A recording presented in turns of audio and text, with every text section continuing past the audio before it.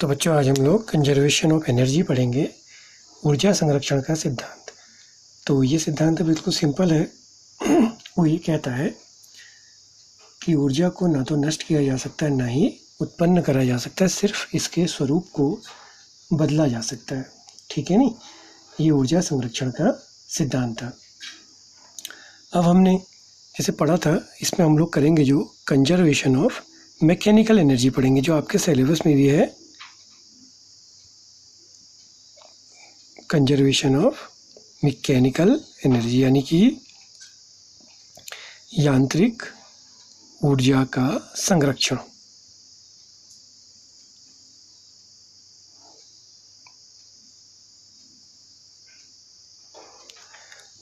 थोड़ा सा mathematical topic है, ज़्यादा डिफिकल्ट नहीं है। तो ये है क्या एक्चुअली में, इसको आप ऐसे समझो। एक एग्जांपल लेके चलते हैं। तो मान लिया जैसे मैकेनिकल एनर्जी, तो सबसे सिंपल एक एग्जांपल लेके चलते हैं। मान लिया हमारे पास सपोज कीजिए ये अर्थ का सरफेस है, ठीक है। एक यहाँ पर बॉल है, लेट ये एम मास की है, और ये यहाँ पर माना यहाँ से इसको ड्रॉप करा जाता है। ड्रॉप करने का अर्थ समझना, जब भी किसी चीज़ को ड्रॉप करा जाता है तो उसका इनिशियल वेलोसिटी हमेशा 0 होगी, ठीक है। क्लियर हुई बात। जब हम किसी चीज़ को ड्रॉप करते हैं तो ड्रॉप करने का अर्थ क्या है कि उसकी इनिशियल वेलोसिटी कितनी होगी, 0 होगी। तो इस चीज़ को आपने दिमाग में रखना है। अब जब हमने इसको ड्रॉप करा तो इसकी कोई हाइट है, सपोज कीजिए इसकी हाइट से यहाँ से h हाइट है, ठीक। तो यहाँ पर इसमें कौन कौन सी एनर्जी हुई, जैसा कि हमें पता है जो हमारी टोटल एनर्जी होगी वो क्या होगी, kinetic plus potential. Kinetic energy plus potential energy का टोटल सम ही आपकी टोटल एनर्जी या कुल ऊर्जा कहलाती है, ठीक। ये यहाँ पर टोटल एनर्जी को डिनोट कर रहा है, के काइनेटिक और यू पोटेंशियल। अब अगर हम इसमें सबसे पहले इस पॉइंट को लेट ए मान लें, तो ए पॉइंट पर इसकी टोटल एनर्जी कितनी होगी, क्या करेंगे, पहले एट ए की बात करेंगे। अब ए पर बॉडी को ड्रॉप करा गया। ड्रॉप करने का अर्थ ये है कि यहाँ पर इसकी जो वेलोसिटी होगी वो कितनी होगी, 0 होगी। तो वेलोसिटी 0 हुई तो जो आपकी काइनेटिक एनर्जी वो हाफ mv² होती है, और वेलोसिटी 0 तो काइनेटिक एनर्जी भी 0। अब दूसरी हुई इसकी पोटेंशियल एनर्जी। अब अर्थ के सरफेस से इसकी हाइट h है तो इसकी पोटेंशियल एनर्जी आएगी mgh, ठीक हो गया। तो इसकी जो टोटल एनर्जी हो जाएगी कौन से पॉइंट पर, ए पॉइंट पर, इसको EA कह दें तो इसको भी आप कर सकते हैं UA और इसको KA कर सकते हैं, यानी कि kinetic energy at point A, potential energy at point A, total energy at point A. तो KA प्लस UA बना। KA तो हो गया 0, UA हो गया mgh।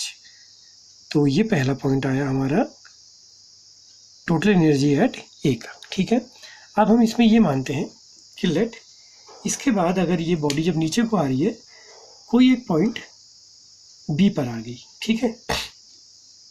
तो जैसे अगर हम इसकी हाइट की हमने एज्यूम करी थी, इस पॉइंट ए की h हाइट करी थी, और इस बी पॉइंट की हाइट को अब ऐसा मान लेते हैं कि लेट ये यहाँ से x डिस्टेंस नीचे को गिर गई है बॉडी, ठीक है। तो बी की जो हाइट है वो यहाँ से कितनी होगी, ग्राउंड से h माइनस एक्स, क्योंकि आप टोटल एनर्जी या पोटेंशियल एनर्जी जब भी निकालते तो आप अर्थ के सरफेस से निकालते हैं। जैसे कि मैंने बताया था इससे प्रीवियस वीडियो में, हमने लेक्चर में पढ़ा था कि अर्थ हमारी 0 पोटेंशियल की स्टेट है, तो सारी चीज़ें वहीं से काउंट होगी। तो यहाँ से इसकी हाइट h थी तो टोटल एनर्जी mgh थी। अब इसकी हाइट अर्थ का सरफेस यानी कि कौन सी स्टेट हुई, 0 पोटेंशियल की स्टेट होगी। तो अब हम बात करेंगे पॉइंट बी की, ठीक है। इसको नोट कर लेते हैं कि ये इक्वल टू आया था mgh।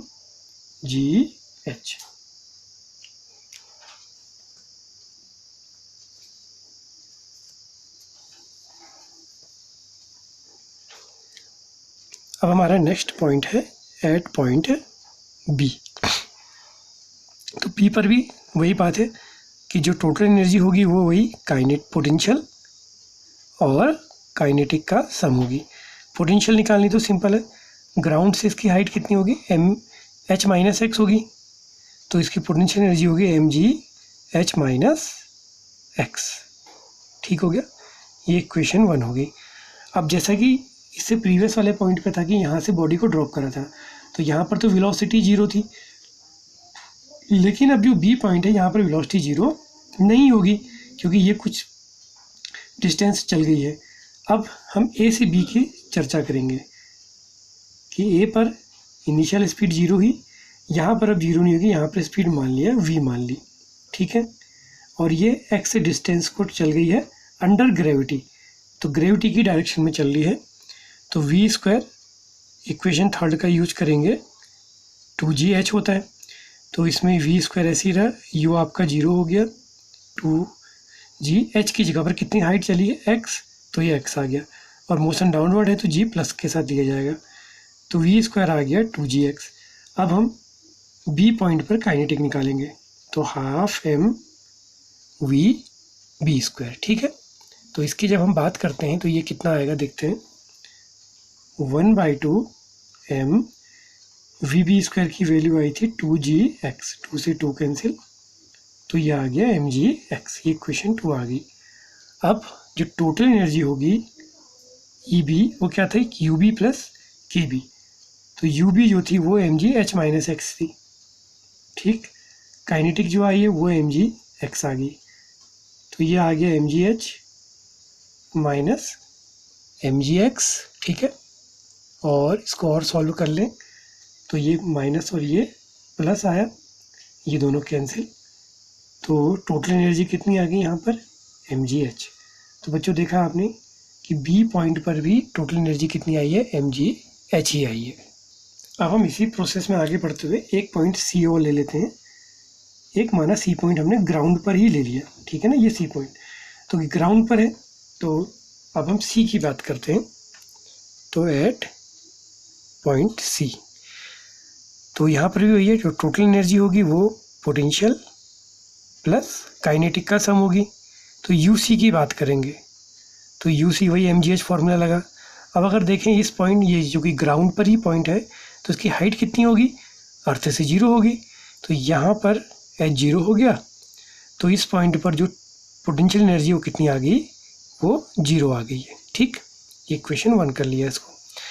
अब यहाँ पे काइनेटिक निकालेंगे, तो काइनेटिक के लिए फिर वही करते हैं, एक पॉइंट ए था, एक सी था, तो जब हम काइनेटिक निकालेंगे सी पर तो वही हो जाएगी हाफ m वी सी स्क्वायर, यानी कि वी पॉइंट पर अगर हमने सी पॉइंट में वेलोसिटी को वी सी मान लिया, यहाँ पर तो इनिशियल कितनी थी, 0 थी क्योंकि बॉडी को ड्रॉप कराया गया था, तो और अब की बारी कितनी हाइट चल चुकी है, h हाइट, जैसे इससे पहले बी पॉइंट पर x हाइट या x डिस्टेंस को ट्रैवल किया था, अब की बार h डिस्टेंस ट्रैवल करिए और मोशन अंडर ग्रेविटी यानी कि g के अंडर है, तो K C is equal to जब निकालेंगे तो पहले अब हमें सी की वैल्यू चाहिए, तो क्या होगा, वही इक्वेशन थर्ड को यूज करते हैं, we square you square 2gh, तो v की जगह लिख दिया वी सी स्क्वायर, इनिशियल 0 हो गई, 2g हाइट कितनी चली है h, तो वी सी स्क्वायर आ गया 2gh।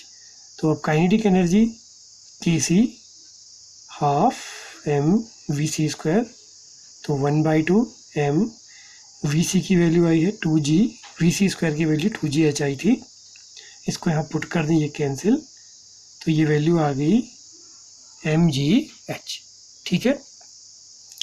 अब हम टोटल एनर्जी की बात करेंगे, तो K C E C is equal to U C, U C तो 0 था, के सी आ गया mgh, तो ये भी कितनी आ गई mgh। तो बच्चों आपने देखा कि अभी तक हमारे पास हमने जो 3 पॉइंट लिए थे, उन तीनों पॉइंट पर टोटल एनर्जी 0 आई, बस इसमें एक चीज़ का ध्यान रखा, यही है कंजर्वेशन ऑफ मैकेनिकल एनर्जी। इसमें हमने कई चीज़ों को छोड़ा था, वो क्या छोड़ा था, नॉर्मली जब कोई बॉडी ऊपर से नीचे आती तो अर्थ अपना एक रेजिस्टेंस लगाती, जैसे आपने देखा होगा कोई आदमी पैरासूट से गिरता है तो उसकी स्पीड धीरे धीरे गिरते समय नीचे हो जाए, हल्की पड़ते जाती है, तो इसमें हमने क्या नेगलेक्ट किया था, अर्थ का जो प्रतिरोधक बल है उसको हमने, या रेजिस्टिव फोर्स कहते हैं उसे, उसको नेगलेक्ट किया जाता, तो उसको अगर हम नेगलेक्ट कर दें तो हमारी जो टोटल मैकेनिकल एनर्जी थी वो क्या रहती है, कंजर्व रहती है। तो ये कंजर्वेशन ऑफ एनर्जी पर एक टॉपिक था, आपको उम्मीद करता हूँ समझ में आया होगा। तो इसके बाद हम नेक्स्ट वीडियो में कंजर्वेटिव और नॉन कंजर्वेटिव फोर्स को पढ़ेंगे। Thank you.